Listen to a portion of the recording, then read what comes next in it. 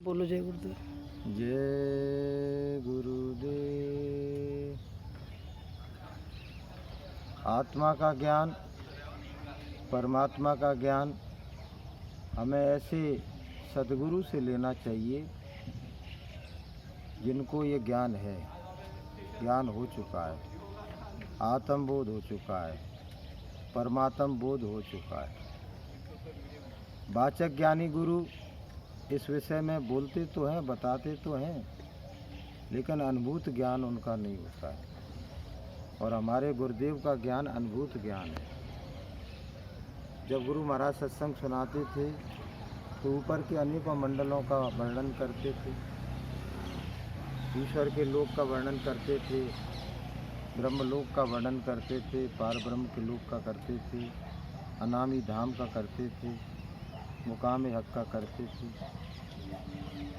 तो गुरु महाराज ने सब कुछ बताया और उन्होंने जो क्रिया बताई सूरज शब्द योग की, वो इतनी सरल है कि 10 साल के बच्चे से लेके 80 साल तक का वृद्ध उसको कर सकता है। उसको बैठ के किया जाता है, थक जाओ तो आप उसको लेट के भी कर सकते हो। जीवात्मा दोनों आँखों के बीच में विद्यमान है। परमात्मा के पवित्र नामों का जाप करते हुए हमें उसकी चेतन सत्ता को समेटना है।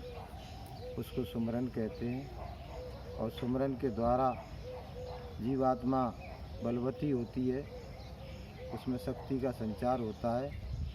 और जिनका नाम लेते हैं और रूप को याद करते हैं वो परमात्मा और ईश्वर ब्रह्म हम पर दया करते हैं। और जब उनकी दया होने लगती है, गुरुदेव की दया होने लगती है, तो जीवात्मा का फैला हुआ प्रकाश सिमटने लगता है। और जैसे जैसे प्रकाश सिमटता है और वैसे वैसे अंतर में परमात्मा का प्रकाश, परमात्मा की ज्योति, परमात्मा का आनंद, परमात्मा का माधुर्य, परमात्मा की शांति प्रस्फुटित होने लगती है। दैवी शक्तियों का संचार होने लगता है और जो सद्गुण हम में विद्यमान हैं वो प्रकट हो जाते हैं। जो रामायण में कहा गया है, सुधा वृष्टि भई दो दल माही, जिए भाल कप निश्चर नाई। दोनों आँखों के बीच में आज्ञा चक्र है, वहाँ अमृत टपक रहा है, अमृत की बूंद।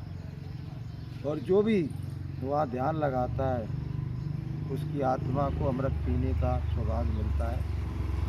और अमृत पीने वाली आत्मा बलिष्ठ हो जाती है, पुष्ट हो जाती है और उसको अपना बोध होने लगता है। और ऊपर से जो परमात्मा की आवाज़ आ रही है, आकाशवाणी देववाणी, जब आत्मा का प्रकाश सिमटने लगता है तो परमात्मा की आवाज़ हमारे अंतर में जो गुंजायमान हो रही है वो प्रकट होने लगती है। मधुर मधुर आवाज़, मधुर मधुर वाणियाँ के रामायण में संकेत दिया हुआ है। मधुर मधुर गरजई घनघोरा, घनाघोर बाजे हो रहे हैं, अखंड कीर्तन हो रहा है, आकाशवाणी देववाणी हो रही है, घंटे घड़ियाल बज रहे हैं, नाना प्रकार के अनहद शब्द गुंजायमान होते हैं। साधक आनंद से भर जाता है, ज्ञान से भर जाता है, शांति से भर जाता है, माधुर्य से भर जाता है, उसका स्वरूप ही बदल जाता है। इसलिए बहनों भाइयों, गुरु महाराज ने जो विधि बताई है आत्म जागरण की, उस कार्य को हमें करना है। सुबह जाग के पहले आत्म क्रिया करना है, आत्मा को भोजन देना है, उसके बाद शरीर के भोजन की फिक्र करना है। तो ये क्रिया करते करते एक दिन हमारी जीवात्मा आकाश में शरीर से निकलकर शब्द मार्ग से, शब्द की धारा में नाम के जहाज पर बैठ के आकाश में अनेक दिव्य मंडल जो हैं उनमें सैर करती है। इसका संकेत मीराबाई ने दिया कि मीरा मन मानी और सुरत सैल असमानी। जब मीरा का मन मान गया, जब मीरा का मन स्थिर हो गया, डोल हो गया और उसने गुरु की जो युक्ति थी उससे साधना की, तो उसकी जो सुरत आत्मा है वो आसमानों में सैर करने लगी। तो जब मीरा की आत्मा ने सैर किया तो हमारी आत्मा भी सैर करने लगी। तो इस तरह से एक दिन साधना करने से और गुरु भक्ति करने से, सेवा साधन करने से हमारी आत्मा ईश्वर के धाम में वासा पाएगी, गुरु के चरणों में समाहित होगी और हमको हमेशा के लिए इस काल जाल से छुटकारा मिल जाएगा, जन्म मरण से मुक्ति मिल जाएगी। और ये मानव तन इसी प्रयोजन को सिद्ध करने के लिए, इसी कार्य को करने के लिए भगवान ने हमको दिया था। कबहू तो कर करुणा नर देही, देत ईस बिन हित सनी।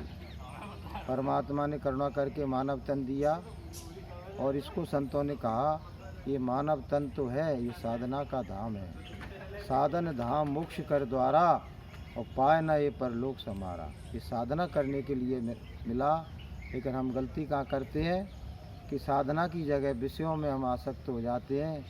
नर तन पाए विषय मन देही और पलट सुधा से सत विषली।